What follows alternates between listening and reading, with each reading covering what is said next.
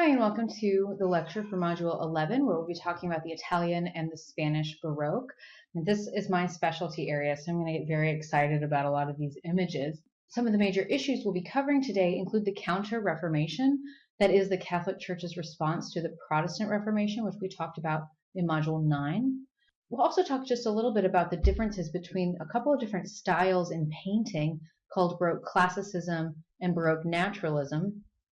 We'll also talk about a technique in painting referred to as Chiaroscuro, another Italian word for you to know. One other thing we'll look at is the idea of the Baroque as a spectacle, especially with the artist named Lorenzo Bernini. And finally, we'll talk about trends in Spain with a couple of different artists as well. So we'll stay on this slide just to give you some background on what's going on in Italy in the 17th century. This Baroque period is generally given as between the year 1600 and 1700, but of course these dates are rather fluid. One of the most important things we'll be talking about is the Reforming Church. The Catholic Church sets up this series of meetings called the Council of Trent, which begins in the 1540s and lasts through the 1560s. Initially, they wanted to hold these meetings as a way to reconcile with the Protestants. Among other things, in this series of meetings, they discuss the function of art for the church. Should we be spending money on it? Does it help our followers? Three major reasons emerge why art is a fundamental part of Catholicism. Number one, art can serve as a model for behavior. Number two, art can inspire devotion. Number three, it can serve as a didactic tool, especially for the illiterate. So there's a couple of major trends we observe in the 17th century. Religious art is responding to the needs of the Reforming Church and wants to create an experience for the viewer. With the idea of Baroque art as spectacle, art serves to overwhelm the viewer and remind him how powerful the church is. With classicizing and naturalistic Baroque art, we see a revival in the observation of the artist after mannerism. Remember, with mannerists, they were more interested in the invention of the artist. With the Baroque, it turns back to this observation of nature.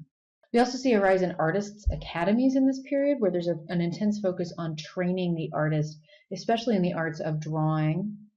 There's also a revitalization of classicism in this period, following certain compositional principles, closed forms. We see centralized compositions and senses of calm that were lost in Mannerist art. Naturalistic Baroque art has similar ideals, especially in the close observation of nature, but it observes so closely that its contemporary critics derided it for being too easy, just close observation. They aren't as interested in creating harmonious compositions, but these artists seek to strike and engage the viewer through different compositions and strong use of chiaroscuro, also called tenebrism, which is a strong contrast of light and dark. We also see an interest in illusionistic architecture, although we won't really be covering that in this lecture. I want to start with a painting from the chapel that I'm showing you here by an artist named Caravaggio. He started out working in workshops in Rome, and he focused on painting still life elements of different paintings. He managed to be discovered by a cardinal and then lived as his court artist for a little while, and then several other important patrons discovered him, and he became very, very famous. He starts out working in mostly secular subjects, but the work we're going to talk about today is one of his first public religious commissions. So he becomes famous for his sometimes not appropriate depictions of religious subjects. Caravaggio didn't really seem to care much about what art came before him. He presented compositions that subverted academic standards. He didn't do any preparatory drawings for his works that we know of at all. No drawings survived by Caravaggio. He painted directly from life, which was really not what artists in this time did. He used this method called tenebrism, which is the strong contrast of light and dark, and his critics said that he did it as a way to hide the fact that he couldn't draw, and he wasn't able to use perspective appropriately. Tenebrism largely works in opposition to regular methods of painting. That is, you start with a dark canvas of paint instead of a white foundation like most painters used. And then you build up from that so that the shadows are extremely dark and you have to build up the highlights. A lot of people like to say that the darkness in Caravaggio's paintings reflects the nature of Rome at that time. It was a very violent place, and also Caravaggio himself was known for violence, actually. He got in trouble with the law pretty regularly. For example, once he got written up in the police records for throwing a plate of artichokes in a waiter's face. He one time attacked another artist from behind who he accused of stealing his style. Caravaggio's art is an art of the people. It's people that he saw in the street. He used models directly from the street and didn't do much to idealize them, if anything at all. So we don't have any more idealized saints, but real people. And this was a way of following the edicts of the Council of Trent, showing religious subjects that could seem really real for the viewer. So what I'm showing you here is called the Concha Le Chapel, and it was his first major religious commission. All of the paintings in this chapel have to do with the Saint Matthew, because the man who is buried here, his name was Matteo Contarelli, and so his name saint is the featured subject of these works. I want to look at this work in particular. In the last slide, you saw it on the left wall. This is called The Calling of Saint Matthew. It depicts this moment in the gospel books where Christ sees Matthew, a tax collector, sitting at a table, and he says, "Follow me." Then Matthew stands up to go. Originally in the story, he's known as Levi, the tax collector, but once he has this moment of conversion, he comes to be known as Matthew, and Matthew is the writer of the gospel book Matthew. So what we see is Matthew seated at this table surrounded by several other men. They're all counting money, looking through account books, and all of a sudden on the right side of the canvas, Christ and St. Peter come in, and we see Christ reaching out his hand, pointing towards Matthew. Now, there's some debate in the scholarly literature about which figure Matthew is, if it's this figure with the hat in the very center, or if it's this figure who hasn't even looked up yet. I tend to think that it's the figure sitting right here, sort of echoing the same gesture that Christ has. He's like, "Who, me? Or are you talking about this guy over here?" There's a couple of religious symbols included here, including the cross shape in this window frame. And also, do you see that hand of Christ? This is a direct quotation of Michelangelo's Sistine Chapel ceiling in this story of the creation of Adam. Interestingly enough, though, this is Adam's hand flipped in reverse in the position of God, which is this really nice combination of the idea that Christ is both man and God. Christ was often referred to as the second Adam. So this is a really good example of how Caravaggio is showing that he knows what came before him. The scene mostly resembles a 17th century tavern because you see the figures around Matthew. They're all dressed in contemporary clothing, although it would have been a little silly looking. They're not dressed like an everyday person. They're wearing these sort of fanciful costumes, but still it's contemporary to the scene, whereas Christ and St. Peter are shown in this sort of generic religious robing that they're wearing. There's a lot of ambiguity in the scene, such as, are we inside or outside? Why is Christ covered up so much? There's not a lot of emphasis on him, although he is struck by the light a couple of times. Notice Caravaggio has included this very high light source, but we really have no indication of where it's coming from. It falls on Matthew right over Christ and St. Peter. And sometimes art historians like to say that Caravaggio uses light as this sort of sign of the Holy Spirit or this religious conversion of sorts.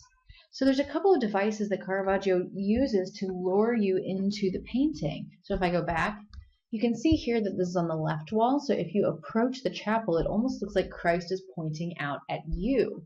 Also that light, it just makes you want to look closer and really discover what's going on. The fact that he set it in what seems to be a 17th century tavern means this would be very recognizable. So it was this way of presenting a historical biblical scene to the viewer, but making it seem like they're connected to it, like it's happening right in front of them, as if they're having their own moment of conversion, not just Matthew. This chapel, as it is today, was open to the public just after Caravaggio installed the paintings there. Several artists and critics reacted to this new style of representation, as well as the presentation of the subject in general. The primary sources tell us quite a bit about what other artists thought. And we see shortly after this debuts that lots and lots of artists start painting in this way, using this chiaroscuro. That word means light, dark, next to each other. And so we see this style become really popular. And it's this way to make the scene seem really alive. Hopefully you can see in this image just how realistic the depictions are. The surface is very, very flat and smooth. Caravaggio smooths out all of his brushstrokes.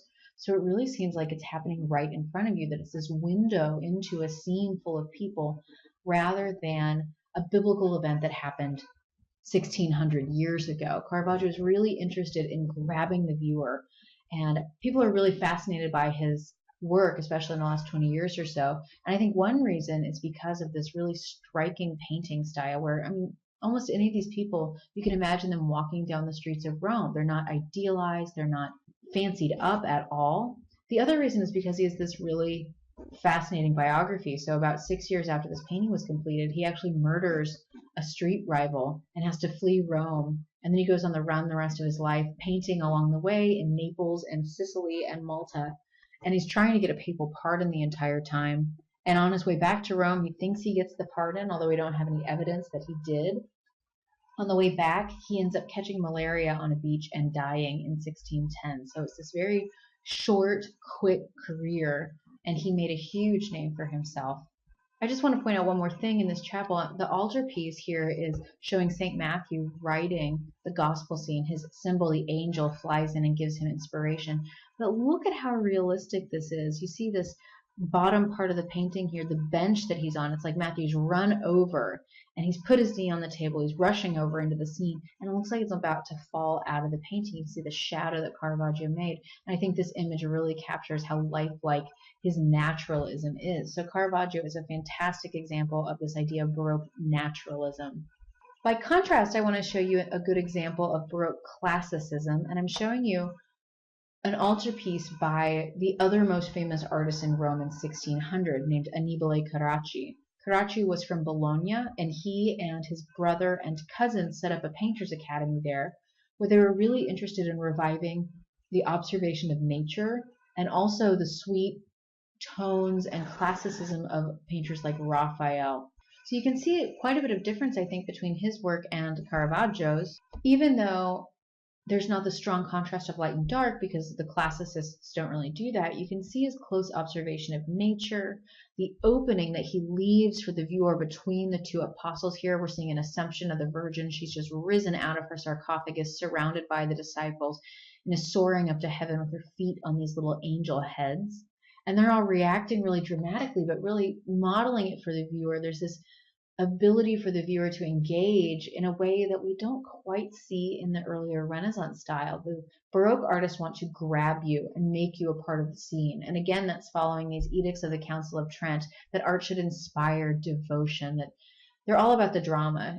The Baroque period is sort of like the MTV generation, where there's images and bright colors and things that just grab you by the neck as often as possible.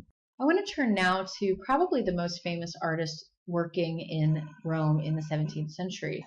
His name was John Lorenzo Bernini, and here I'm showing you a self-portrait by him. He was an architect, sculptor, and painter, probably best known for his sculpture, but also, if you've been to Rome, the Rome you see today is mostly done by the hand of Bernini. He helped make the city look like what it does today. He worked for something like 6 different popes. He was a brilliant courtier, so he knew exactly how to ingratiate himself with people. And he was really a virtuoso in every field he tackled. So even though we don't primarily think of him as a painter, he still executed something like 180 paintings in his lifetime. I don't know how he was so prolific. He lived a very long time, and he had a huge studio of assistants. So later on in his career, he designs things and probably does the final inspection of them, but he has this huge workshop of people who are taking care of things for him. We know quite a bit about him because there were a number of biographies written about him during his lifetime. And so we know a lot about his personality, but a lot about also his relationship with his patrons. I want to focus on just a couple of monuments by him. I could talk about Bernini forever probably, but I will try not to. What I'm showing you here is called the Baldacchino. It's this central bronze canopy in the center of this image, which covers the high altar in St. Peter's in Rome. This is a perfect example of how the church was able to assert their power and show their revitalization after the 16th century, where they had the Protestant split, but also a lot of upheaval between the Catholics and the Protestants. By the 17th century, they settle into the fact that, yes, this split happened, so we're just going to show how powerful and triumphant we still are. There's a couple of different phases of this Counter-Reformation, and in the 17th century, it's usually referred to as the Church Triumphant. So this huge bronze canopy is supposed to mimic portable canopies that would be carried in procession. See how at the top it almost looks like fabric up here? There was very often in churches some kind of covering for the altar, showing it as the sacred space. This one is 100 feet high, and it's intended to draw the attention back to the main altar of the church, because St. Peter's is one of the most overwhelming spaces in the world. If any of you have been there, you may remember walking into it for the first time. It's just so big. It's the biggest church in the world. It can hold up to 60,000 people. It's just massive, and your eye moves around the space looking at all the colored marble and the gold stucco work and sculptures and altars and paintings. There's just so much to look at. And so one of the major functions of the baldacchino is to mark the most important space in the church, which is the high altar. Now, this is the same position of the high altar in Old St. Peter's, although instead of being up against the back wall, like in Constantine's church, it sits right under the dome of New St. Peter's. And this spot directly below, about 20 feet, is where St. Peter himself is buried. So it's this really significant way of marking this important holy site. Only the Pope is allowed to say Mass under there. So there's this direct connection between St. Peter, the first Pope, and the present day Pope. The twisted columns that you see are intended to make reference to the Temple of Solomon's own twisted columns. And I don't know if you can see this. If you look to the central right of this image right here, you see these other twisted marble columns. Now, these came originally from Old St. Peter's. They were reused in the new church. They served as the screen in front of the altar, and they were said to have been brought from the Temple of Jerusalem, built by King Solomon, and donated to the church by Constantine. So it's making reference to this historic past here. The patron for this work was named Urban VIII. He was Pope for about 23 years, and he appointed Bernini architect of St. Peter's. He also had Bernini build his family palace for him, and they were really good friends. We can see a lot of heraldic devices of the Barberini family in this work. So the easiest place to see them from what I'm showing you is in these fabric-looking flaps. You see these little formations here. These are 3 Bs in formation, and the B was the family symbol of the Barberini. So all over the twisting columns, in all of the little leaves that you can see here, the vine work, there's little bees scattered throughout, as well as at the bases of the columns here. The 4 corners of the baldacchino at the top each feature an angel who are holding up these vines. It's supposed to look like they're holding up the baldacchino, which is supposed to be a symbolic reference that this is all that is necessary to hold together the church as a whole. Now, one of the common debates about this work is if it's a work of sculpture or architecture. And I think it's really a hybrid of both. Bernini's talent really lied in his ability to combine media to create certain visual effects. The intermingling of media is present in other types of Baroque art, others that we'll talk about today, and Bernini's works deliberately overwhelm and involve the viewer. So we can see it as a very sculptural work, but at the same time it's intended to shelter this certain area, and its sheer size also makes it seem like architecture, although in this space it is pretty much dwarfed by the rest of St. Peter's. The dome up above, which was designed by Michelangelo, reaches up to 300 feet in the inside of this space, so imagine how small that makes this look. The other image by Bernini I want to show you is this chapel called the Cornaro Chapel in the Church of Santa Maria della Vittoria in Rome, and it dates to the 1640s. Bernini epitomizes this idea of the overwhelming Baroque, and again with this combination of media, he used that in order to affect the viewer as much as possible. So we're going to focus in this chapel on the central sculpture, and I'll show you a detail of that in just a minute. But really, he designed the entire thing. All of the marble work, the architecture of this altar tabernacle, which features the sculpture, even the paintings in the vault above, which I'm not showing you in this image here. He designs all of it because he wants it all to work together. He had this idea that everything in the work of art should work together. He referred to this as un bel composto, a beautiful whole. So that was his strong interest. So let's look at this sculpture in a little bit more depth. What we're seeing here is the Ecstasy of St. Teresa. And St. Teresa is here in this nun's habit. And here we see an angel holding this golden arrow. So St. Teresa was one of these recently canonized figures, one of the major interest in the Counter-Reformation was the making of new saints, and she had just recently been made a saint. She was a Spanish Carmelite nun who wrote in the vernacular Spanish. She wanted to draw in the common reader, and so she writes about these visions that she had, these ecstatic moments. In recreating this moment, Bernini has presented something almost commemorative, as if the viewer is having a vision himself. So here, for example, in the architecture of the tabernacle, it looks like this whole thing is just split open. And we're seeing these rays of light coming in, supposed to be the light from heaven. And we see Teresa and the angel just floating on this cloud. This moment that we're seeing is where Teresa is shown transverberated by an angel. And that word means to be shot through with an arrow. She wrote about this vision, and now I'm going to quote what she wrote about it. The pain was so great that I screamed aloud, but simultaneously I felt such infinite sweetness that I wished the pain to last eternally. It was not bodily but psychical pain, although it affected to a certain extent also the body. It was the sweetest caressing of the soul by God. And that's the end of the quotation there. My grandmother always calls this the sexiest sculpture in Rome, and I think you can probably get that sense to a certain extent, but it's important to remember that Bernini would have been relying on this religious ecstasy rather than that of the body.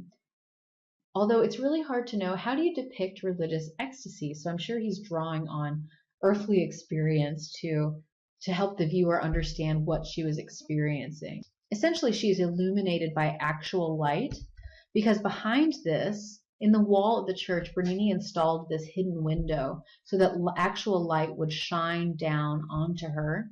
That's added to by these golden rays that emanate from the image of the dove that's up above. Unfortunately, we can't see it in this image. So I wanted to show you another view just to give you a wider sense of the chapel, because on either side we have these very interesting additions of relief sculpture.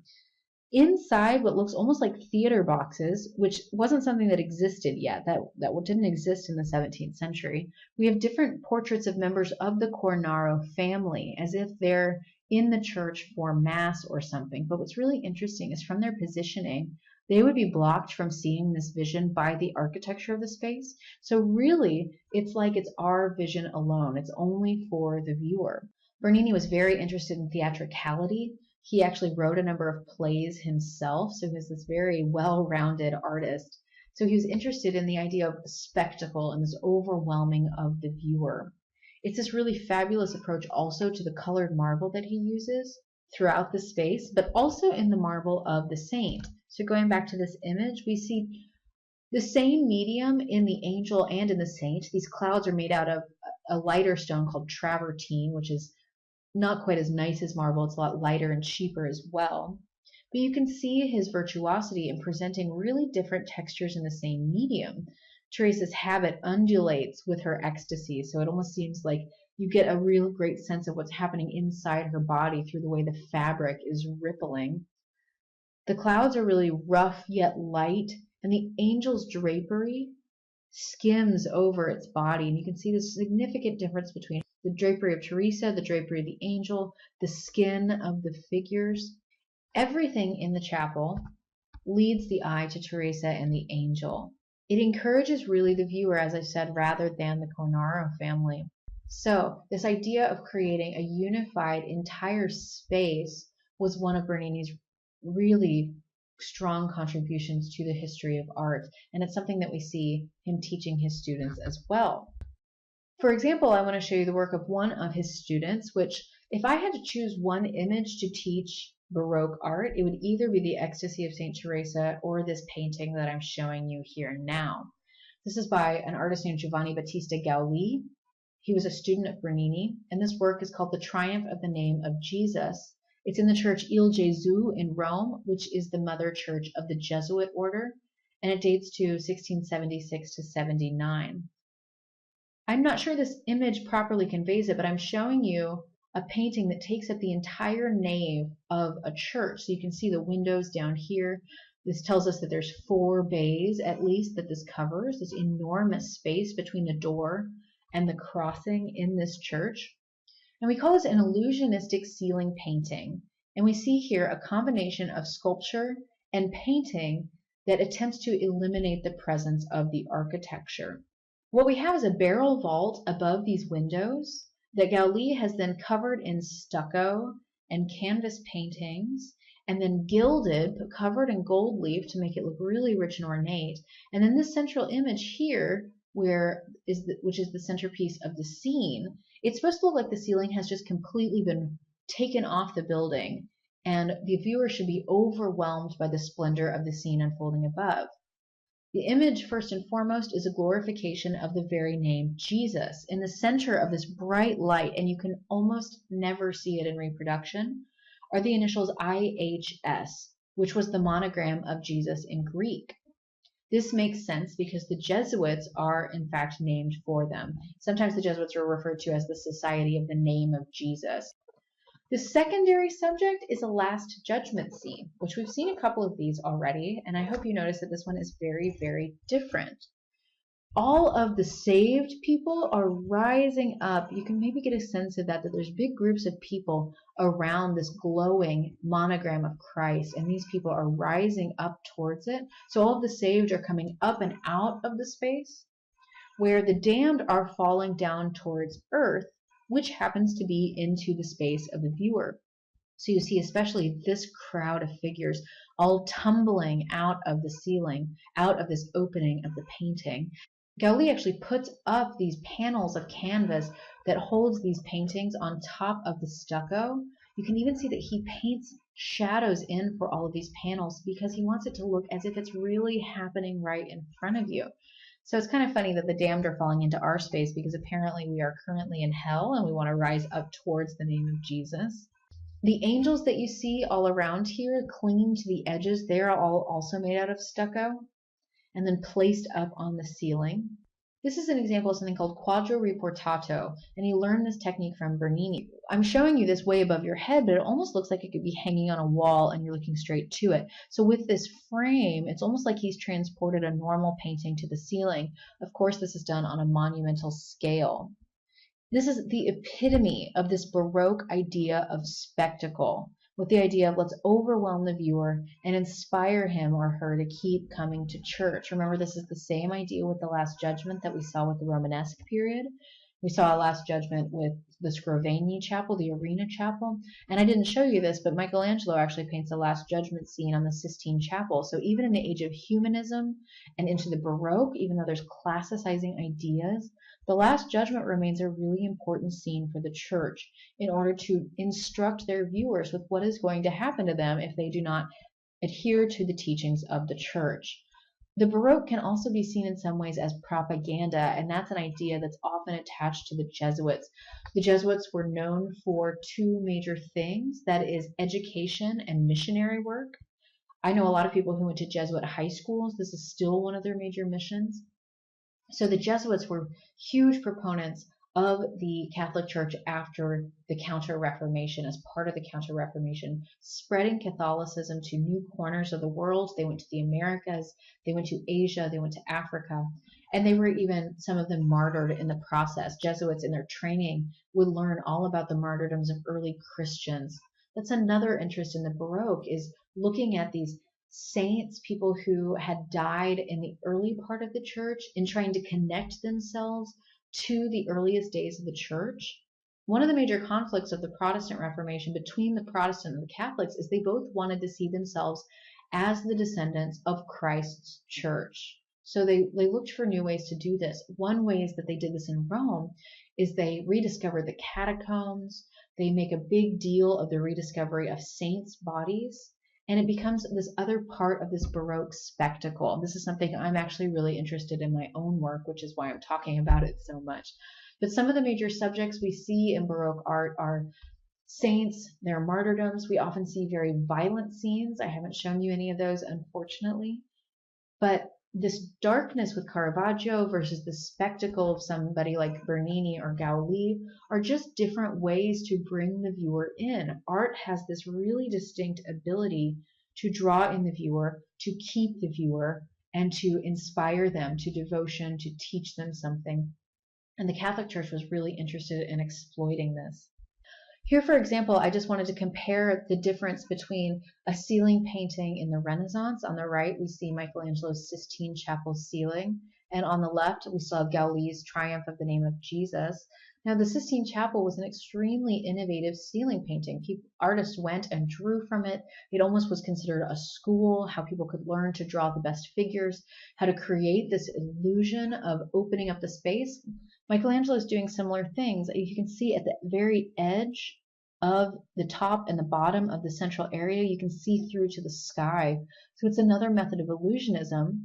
But in the Baroque, and now we're talking about 160 years later, they want to blow the ceiling off the entire place. They want you to think that you're seeing actual figures in a way that Michelangelo doesn't ever really do. I mean, there's too much artifice. There's too much framing of these works by other figures and these large figures that are a completely different scale.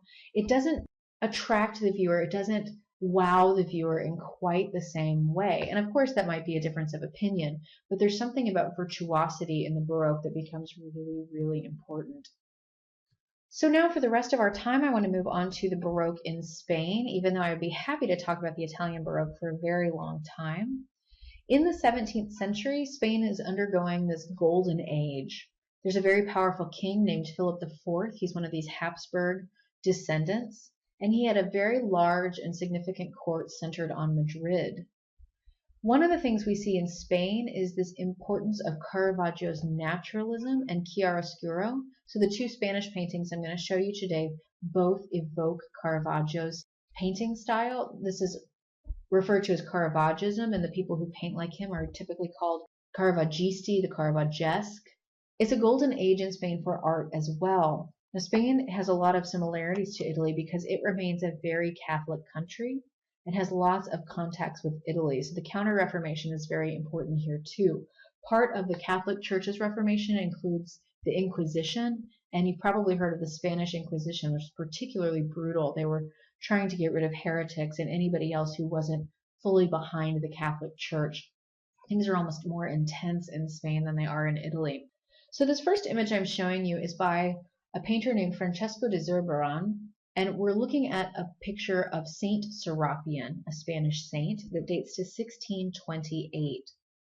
As I mentioned before, the Counter-Reformation leads to lots of new types of images, including those of saints and martyrdoms. And most of the time you see martyrdoms of early Christian saints, but this is a good example of a relatively contemporary martyrdom. Serapion was a member of what's called the Order of the Mercedarians, and this was this monastic order who would trade themselves for Christians who had been captured by the Moors, by Ottoman or Islamic forces. So Serapion, in taking the place of the Christian prisoner, was subsequently martyred.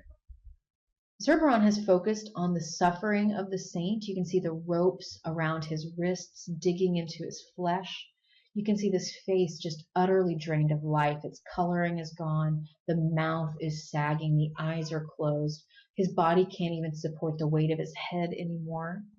You see the stark contrast of his white habit, which was the color that the Mercedarians wore, and that very dark background. So this is a really great example of how Caravaggio's style spread very quickly. Remember, Caravaggio dies in 1610. His style, the people who painted much like him, really picks up in the 1620s, and Zurbarán is an excellent example of that. There's these beautiful details in the drapery. You see these fantastic folds, the patterning there. You can see this interest in surface texture rendering these little wrinkles, the subtle shadowing coming that's a result of this strong light source that enters from the left side of the painting.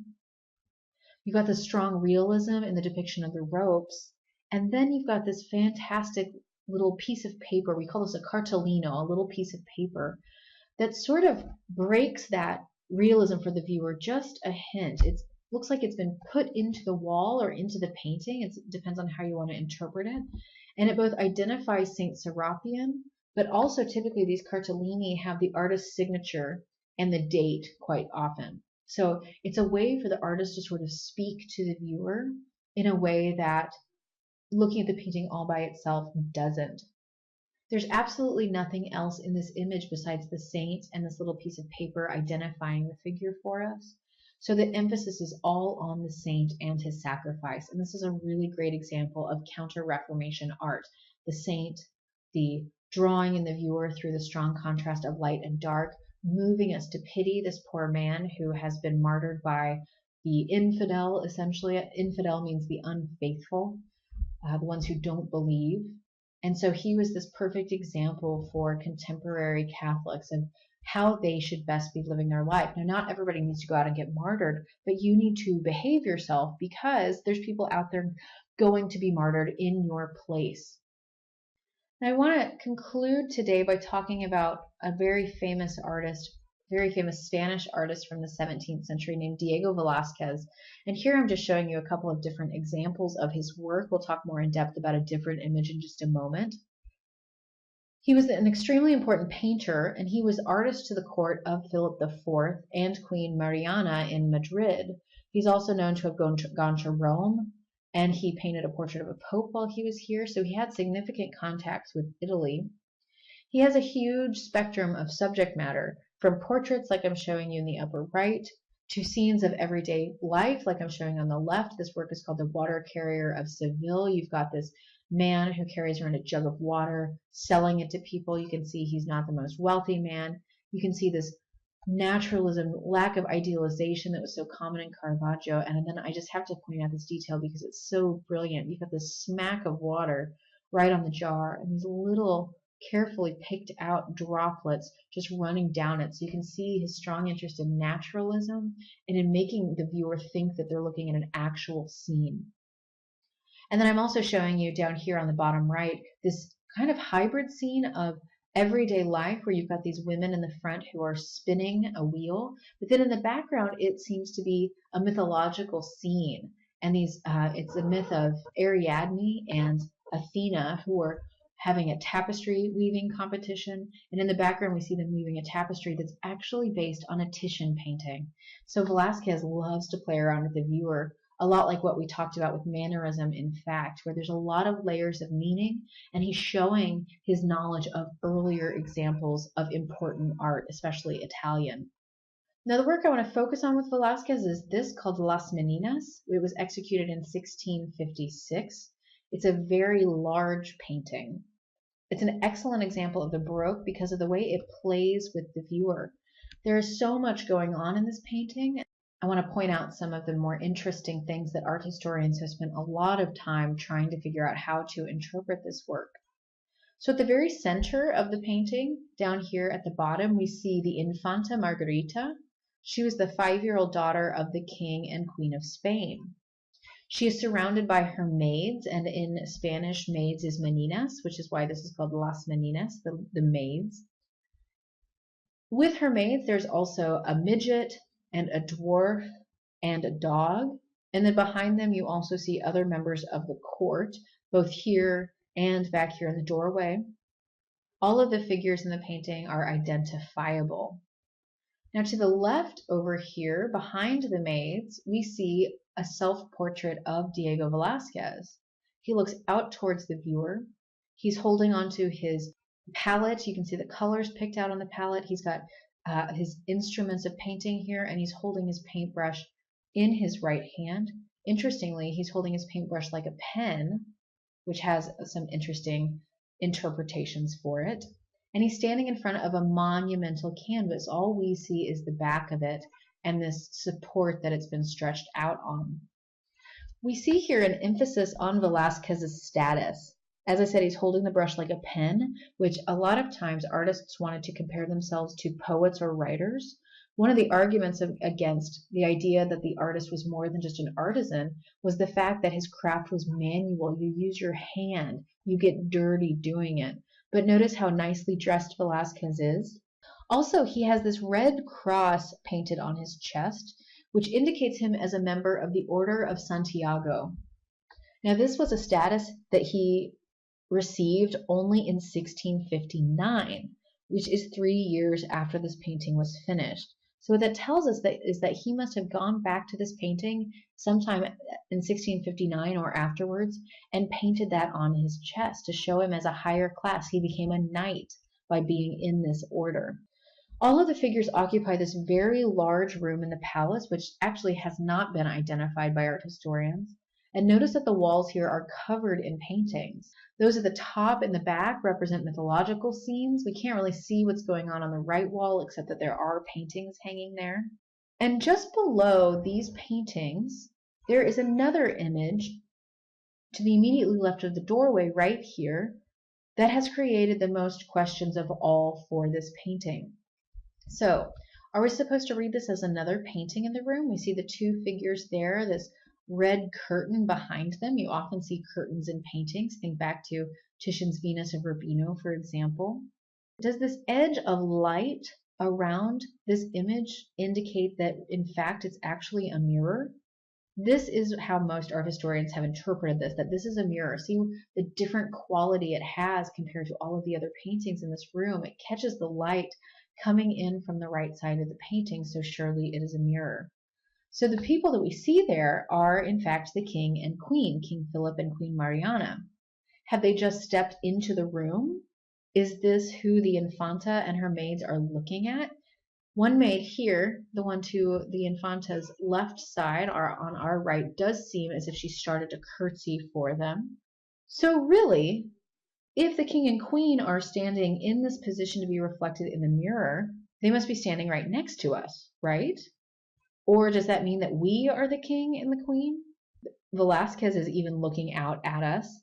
So is Velasquez depicting the ideal viewer, the king and the queen, immediately in the painting, so that when they were standing in front of this and would have seen this, they would have seen themselves reflected back? It's this new idea of the viewer in the painting. It's a new way to break this fourth wall that is often, that this surface of the painting is often referred to, drawing the viewer in this particular way.